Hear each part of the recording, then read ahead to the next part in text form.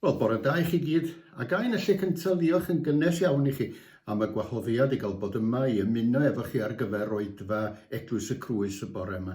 Ac mae hi'n dal yn Oedfa Eglwys y Crwys yn bod ni ar wahân ac yn methu gweld yn gilydd yn dydi. Yn anffodus, doedd I ddim yn bosib I mi ymuno efo chi ar gyfer gwasanaeth Zoom, ond fel y gwelwch chi, dwi wedi paratoi fideo ar eich cyferchu bore yma, a gobeithio cawn ni rhyw gymaint o fendith yng nghwmni'n gilydd. Yn sicr, dwi'n I ystyried i'n braint fawr cael arwain y gwasanaeth yma hefo chi. Fe drawn ni felly at yr alwad I addoli. O dad tragwyddol, awdur goleini a sancteiddrwydd, gofynnwn am darweiniad I ni yn yn haddoliad heddiw.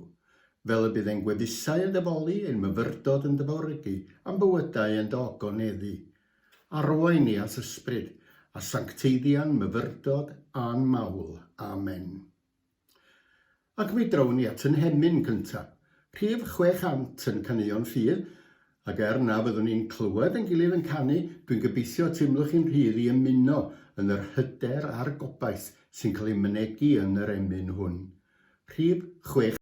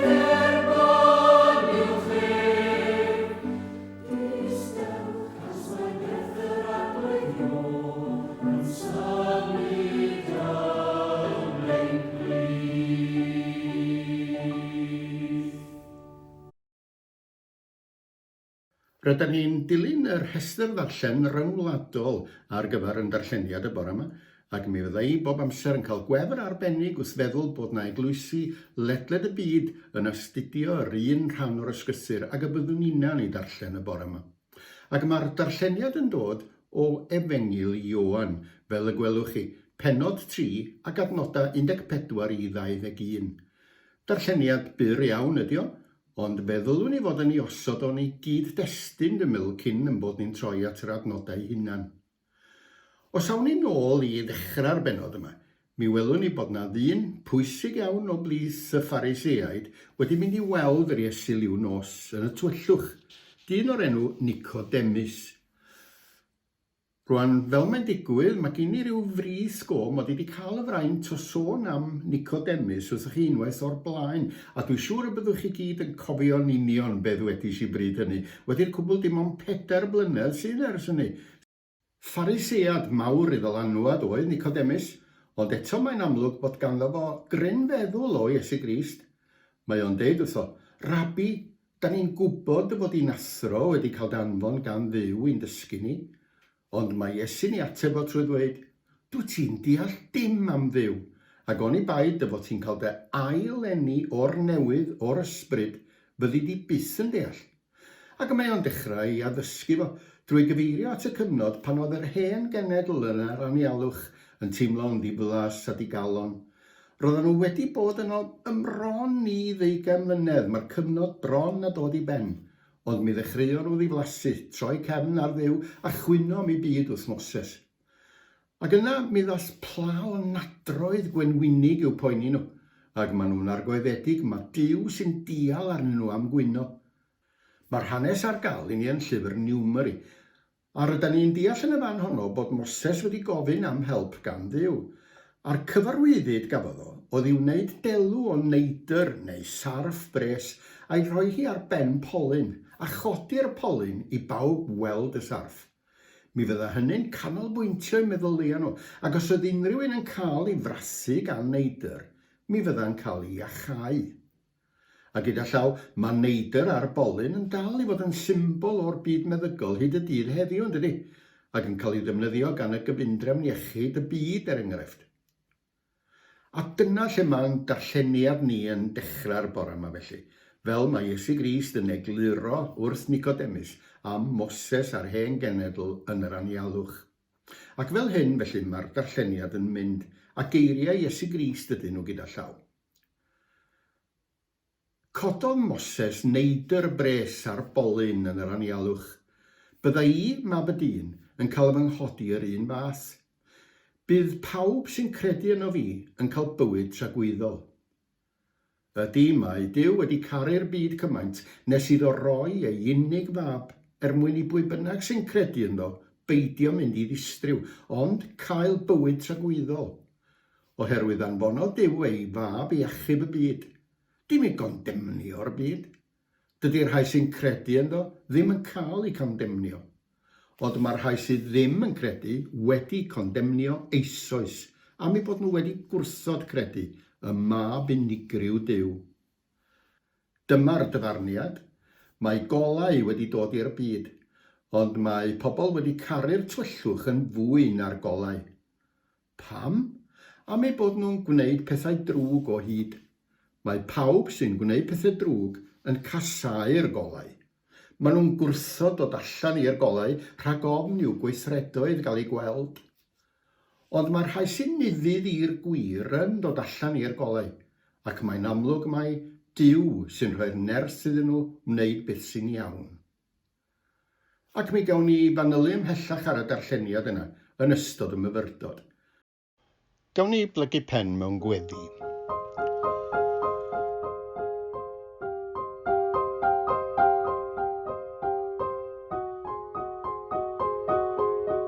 Dad Tregarog, diolchwn i ti am y cyfle i ddod i'r Oedfa hon y bore yma, ac am y dechnoleg sy'n gwneud hynny'n bosib. Helpa ni ymdawelu o'r newydd yn dy bresenoldeb di, ac i ganolbwyntio'n meddyliau arno ti.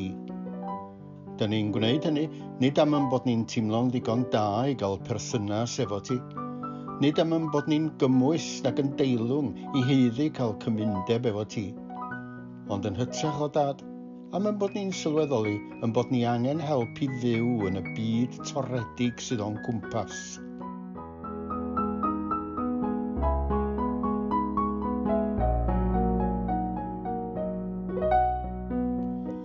Da ni angen cyfeiriad i'n bywydau, a da ni angen cael yn hatgoffa o'r gwerthoedd hynny a ddysgwyd i ni pan oedden ni'n blant. Y gwerthoedd a amlygwyd mor ddisglair y mywyd a dysgeidiaeth Iesu Grist.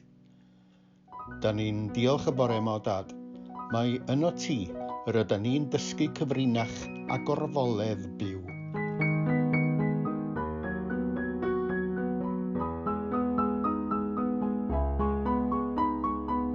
Boed i ni deimlo dy bresenoldeb yn ymplith ni, a chael yn nerthu i fod yn dystio ni ti, ac i wneud y waith ble bynnag y byddwn ni. Helpa ni i aeddfedu'n ysbrydol, a chryfhau ein gweledigaeth a'n ffydd. Maddau ni o Dad am yn bod ni mor aml yn llesg yn crefydd, yn dangos diffyg ymateb wrth glywed geiriau'r Iesu, yn cilio rhag y sialens, yn ymwrthod ar her. Mae'n llawer haws cau ein clustia a'n meddylia a gwrthod unrhyw beth sy'n herio'n rhagfarna ni. Agor yn meddylia bore yma i weld gorwelion newydd, profiadau newydd a ffyrdd newydd o edrych ar fywyd. Disg ni i weld arwyddocâd neges yr Iesu i'n byd cyfoes ni.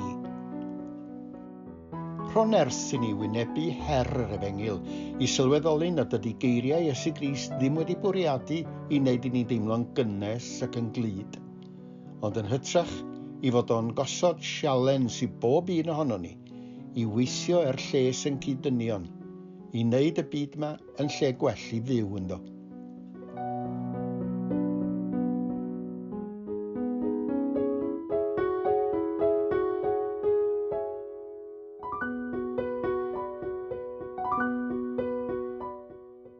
Cyflwynwn yn hunan i ti y bore yma felly o dad, gan ofyn i ti'n defnyddio ni i gyflawni dewyllus ac i ymestyn dy deyrnas. Helpa ni fyw bob dydd gogoniant i denw di. Amen. Dwi ddim am ofyn i chi agor eich meicroffon, ond dwi am ofyn i chi gyd-adrodd gweddi'r arglwydd hefo fi. Ein tad yr hwnnwyt yn y nefoedd, sancteiddi ar denw, deled y deyrnas. Gwneler dewyllus megis yn y nef, felly ar y ddaear hefyd. Dyroi ni heddiw ein bara benyddiol, a maddau ni ein dyledion, fel y myddeiwn unna i'n dyledwyr. Ac nac arwain ni brofedigaeth eithir gwared ni rhag drwg, canys eiddo ti yw'r deyrnas a'r ners a'r gogoniant, yn oes oesoedd. Amen. Dwi'n credu bod ni'n deg dweud y bydda nifer fawr o feirniaid llenyddol yn dadlau yn cytuno mae'r awdur straeon byrion gorau a welodd yr hen fyd merioed oedd Anton Tchekhov, y llenor o Rwsia. Mae waith o drwyddo draw yn dangos meistrolaeth ddisglair ar gynllunio, stori a feilgar, creu awyrgylch a gosod sefyllfa, ac mae'r ffordd a feilgar wedyn mewn mynd ati'n denu ni mewn i ganol y digwyddiadau yn ardderchog a deud y llia. Pan ofynodd rhywun iddo rywdro beth oedd cyfrinach ei lwyddiant o, mi soniodd Tchekhov am nifer o elfennau oedd yn bwysig wrth mynd ati i lunio stori fer. Ond mi soniodd am un peth cofiadwy iawn, rhywbeth yma llawer iawn o bobl yn dal i ddyfynu hyd yn oed at y dydd heddiw. A dyma chi beth wedodd o. Os ydych chi ar ddechrau'r stori, neu ar ddechrau drama, yn sôn bod na ddryll neu gwn yn hongian uwch ben y silff ben tân, yna fe ddyla'r dryll neu'r gwn yna gael ei danio erbyn y drydedd act neu erbyn canol y stori. Achos fel arall, does na ddim pwynt iddo fod yna o gwbl. Mae'n rhaid i bob elfen dalu am ei lle. Mae'n rhaid i bob elfen fod yn gwbl berthnasol i'r stori ac yn hollol angenrheidiol. A wyddech chi, mi fyddai'n aml iawn yn teimlo fel yna pan fyddai'n darllen damhegion Iesu Grist lle mae pob gair yn talu am ei le. Mae'r straeon mor dyn i gwead a phob cymal sydd ynddyn nhw yn hollol berthnasol ac angenrheidiol. A dydy heddiw ddim yn eithriad a dweud y gwir. Mae o'r un mor wir am y darlleniad yma sef stori Nicodemus. Rwan, fel y sonis i o'r blaen, mae yna ddyn o'r enw Nicodemus yn ymweld â'r Iesu liw nos, fin nos wedi ddidywyllu. Ac mae hynna'n bwysig, achos cofiwch beth ddwedodd Tchekhov. Os ydy Efengil Ioan yn pwysleisio i bod ni'n dywyll pan oedd Nicodemus yn mynd i weld yr Iesu, yna mae'n rhaid bod yna arwyddocâd arbennig iawn i hynny. A buan iawn, da ni'n gweld hynny, oherwydd mae'r tywyllwch yn symbolaidd iawn, oherwydd bod Nicodemus yn dal yn y tywyllwch oherwydd ei gred. Ac fel y cawn ni weld yn y man, mae Iesu Grist yn defnyddio'r symbol yna o oleuni a thywyllwch yn effeithiol iawn, yn symbolau pwerus iawn cyn diwedd y stori. Roedd Nicodemus yn ŵr dysgedig a phwysig iawn, yn Phariseaidd da iawn, yn aelod o gyngor y Sanhedrin, sef un o 70 o bobl oedd yn rheoli bywyd crefyddol i'r Iddewon. Un o'r hoelion wys ydi hwn, un o bileri'r achos os liciwch chi, yn berthyn i sect oedd yn fawr iawn i breintiau, a'r breintiau hynny'n cael ei pasio o'r tad i'r mab yn gyson.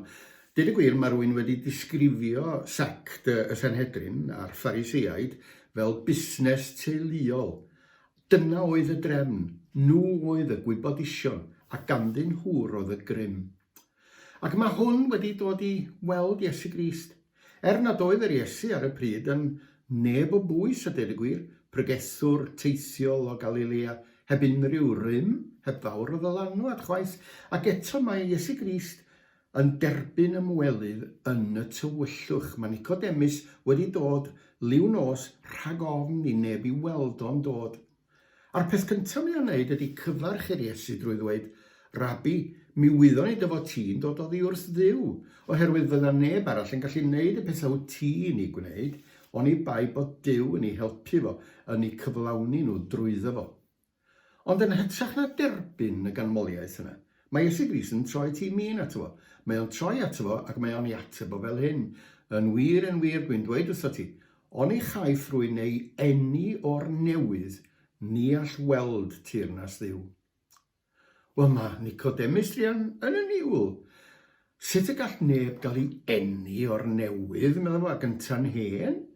Ydy'n bosib i mi fynd yn ôl i mewn i groth fy mam a'n cael yng ngeni eto? Dyna'r unig ffordd y medar o ddeall y syniad yma ynde. Dyna'r unig ffordd oherwydd i fod o yn llythrenolwr. Mae o'n credu bethau ar y wyneb. Mae o'n credu yn llythren y ddeddf yn yr hyn mae o'n ei glywed.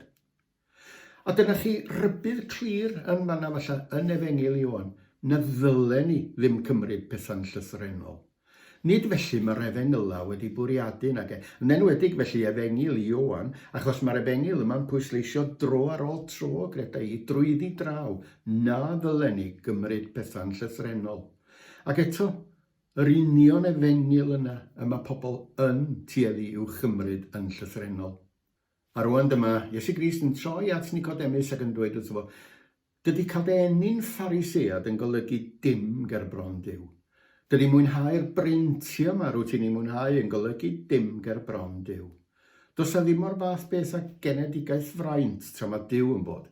Mae pawb yn gyfartal, ac mae'n rhaid i ti gael dy ail-eni mewn ffordd ysbrydol. Wel, dos rhyfedd bod Nicodemus yn gymysglyd iawn, agos wedi'r gwbl cofiwch bod hwn yn nŵr dysgedig iawn, yn fawr i barch yn un o arweinwyr i gymuned.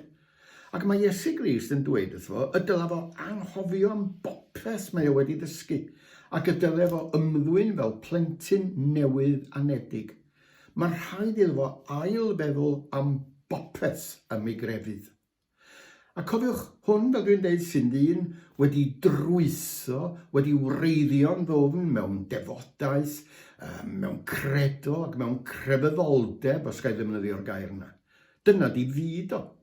Ond mae'r Iesu'n dweud bod yr union nodweddion yna sydd i fod i fawrygu a dyrchafu Nicodemus wrth gwrs i bod nhw'n gwneud y gwrthwyneb ac yn rhwystyr iddo fod i adnabod gwir gariad Duw. Dwyt ti ddim yn deall sut mae pethau'n gweithio, meddai Iesu Grist. Rwyt ti'n meddwl bod byw yng nghlydwch, diogel, traddodiad ac etifeddiaeth yn ddigon i ti.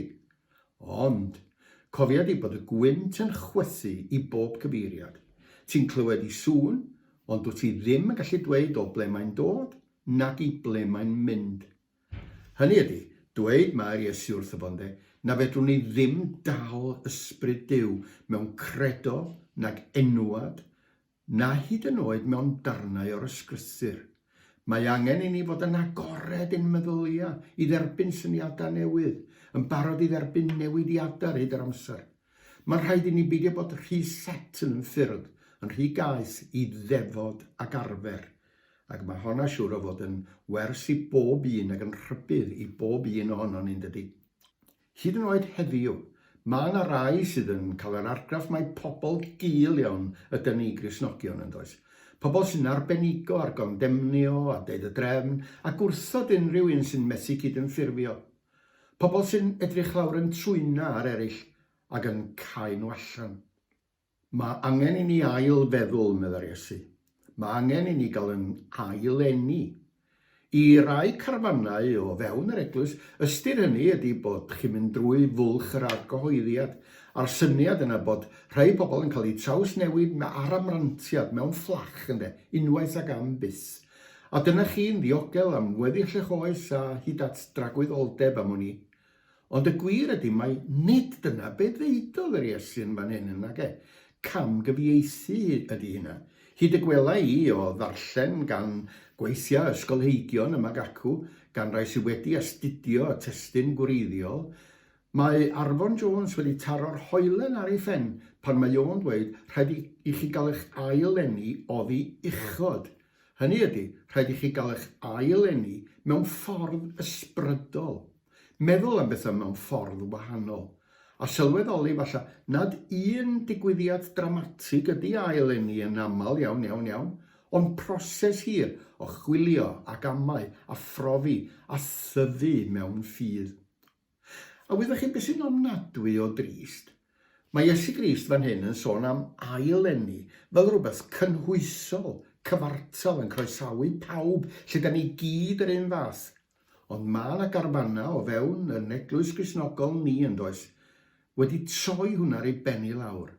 Os nag ydych chi'n cael eich aileni mewn ffordd arbennig, mewn ffordd dramatig, llawn emosiwn, yna does am lle chi yn ymplith ni, Gristnogion go iawn. Yn ei lyfr ardderchog dehongli bywyd Iesu, mae Elfed Abnefydd Roberts yn pwysleisio mae'r hyn welwn ni yn stori Nicodemus ydy cyfarfyddiad rhwng dwy drefn. Mae Nicodemus yn cael ei gyflwyno fel un oedd yn cynrychioli'r hen drefn oedd ar fin cael ei disodli. Roedd y Phariseaid yn credu yn ddidwyll hollol mae trwy gadw'r ddeddf yn ei holl fanylder roedd mynd i mewn i dirnas Dduw. Ond mae'r Iesu'n dweud mae trwy ailenedigaeth y cawn ni weld tirnas Dduw. Hynny ydy ymagor i ysbryd Dduw ynde. A gweld be fydd yn bosib ar y ddaear yma heddiw yma. Nid mewn rhyw fyd a ddaw, ond yma heddiw. Pe bai ni gyd yn arddel y gwerthoedd gorau a'r safonau a ddysgwyd i ni gan Iesu Grist. Mwyn i bwy bynnag sy'n credu ynddo beidio mynd i ddistryw, ond cael bywyd tragwyddol. Bywyd yn ei gyflawnder a'i helaethrwydd yma heddiw ar y ddaear yma. Mi fedrwn ni naill ai weld y goleuni yma'r Iesu'n ei gynnig, neu gael yn condemnio i'r tywyllwch heddiw. Ac o ddefnyddio'r gair condemnio yna, wel, well i ni aros efo hwnna meiliad bach falle, ac wneud yn glir rhag ofn i ni gamddeall rhywsut, mae ni sy'n condemnio'n hunan ynde. Ni sy'n condemnio'n hunan drwy wneud y dewis anghywir. Wrth gwrs roedd yr hen genedl yn credu'n gry yn doedden, mae Duw sy'n cosbi ydy Duw ynde. I bod Duw yn ei cosbi nhw ac yn dial arnyn nhw, mae Duw erledigaeth a Duw cosb o ddo. Ond mi ddaeth Iesu i ddangos i ni mae Duw cariad holl gynhwysol ydy'n Duw ni. A pha well delwedd i gyfleu hynna, na'r syniad ma o bod na sarff ar ben polyn yn cael ei dal i fyny i'r entrychion mwyn i pawb gafodd ei gweld hi, yn neidr bres a grewyd gan Moses. Ac mae'r Iesu'n dweud y bydd ynta'n cael ei godi fyny felly, ar y groes, yn cynnig bywyd newydd i ni, yn ei gyflawnder, bywyd y deyrnas yma yn y byd hwn, ar y ddaear hon. Yr Iesu yn datguddio y math o fyd cariadus, llawn concern, yma Duw cariad wedi fwriadu ar ein cyfer ni, yma yn y byd heddiw. Nid Duw sy'n erlyd ac yn condemnio, ond y Duw sy'n cymodi, y Duw sy'n cyfannu, y Duw sydd yn cynnig bywyd yn ei helaethrwydd i ni gyd. Ac fel hyn mae Iesu Grist yn disgrifio arwyddocâd hynny.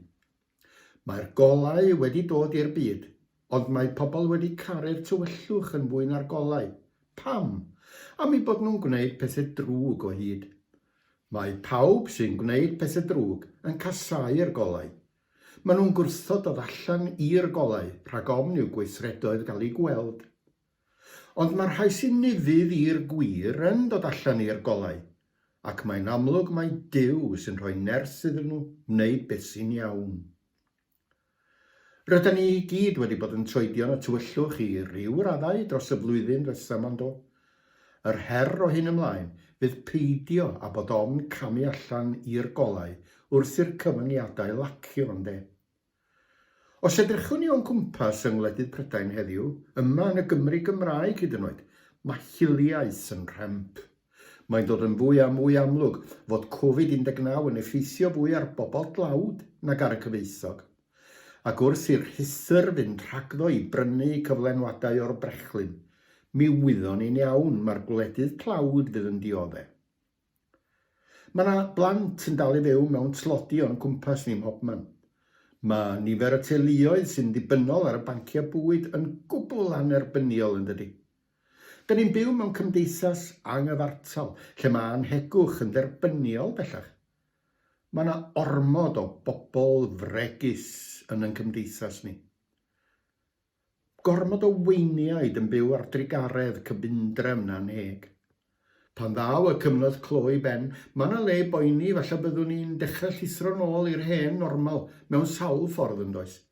O safbwynt yr amgylchedd i ddechrau, dychwelyd i'n hen ffyrdd gwastraffus, ac yna cynnal trefn economaidd anheg ac anfoesol, anwybyddu pob rybydd am y peryglon i barhad y blaned yma. Ydyn ni am aros yng nghlydwch y tywyllwch, neu ydyn ni am fentro allan i'r goleuni i wynebu'r heriau? Mentro gwneud safiad o blaid y gwerthoedd gorau, ymgyrchu dros gyfiawnder a chyfartaledd a thrio gwneud gwahaniaeth. Dyna sy'n ddisgwyliedig ganddo ni fel Cristnogion ynde. Byw bywyd y deyrnas yn y byd fel ag y mae. Mae galwad yr Iesu yn alwad i fyw bob dydd yn realiti'r byd yma fel ag y mae heddiw yn dydi. Mi ddechreuodd Ioan ei stori drwy blannu'r syniad o dywyllwch nos yn meddyliau ni'n do. Ac fel y clywson ni'r cyngor gan Chekhov, mae yna ddefnydd perffaith yn cael ei wneud o'r ddelwedd o'r symbol yna cyn diwedd y stori yn does, lle mae Iesu Grist yn sôn am pobl y gwirionedd yn camu allan i'r goleuni ynde, y bobl sy'n isio arddel y gwerthoedd gorau. Mae'r gola wedi dod i'r byd, ac mae'r rhai sy'n nifydd i'r gwir yn dod allan i'r gola. Ac mae'n amlwg mae Duw sy'n rhoi nerth iddyn nhw i wneud yr hyn sydd yn iawn. Mwyn ei enw. Amen. Gawn ni gydweddio. Arglwydd goleuni, helpa ni edrych tuag at ti yn yr wythnos sy'n dod. Arwain ni pan fydd y ffordd ymlaen yn edrych yn dywyll ac yn llawn rhwystrau. Rhown ddiolch bob amser hyd yn oed yn yr amseroedd tywyllaf, a galluoga ni i ddisgleirio fel y goleuadau yn y byd. Amen. Felly, gyfeillion, mae'r oedfa ar ben, ond rwan wrth gwrs mae'r gwasanaeth yn dechrau ynde. Awn allan i'r byd, awn fel pobl Dduw, i fyd Duw. Awn i gyfarfod Iesu Grist mewn dieithryn a ffrind. Gwasanaethwn ef ymhawb byddwn ni'n ei cyfarfod yn ystod yr wythnos nesaf. A boed i fendith y tad y mab a'r ysbryd glân, ein llenwi ni gyd ar holl greadigaeth, yn awr a hyd byth. Amen.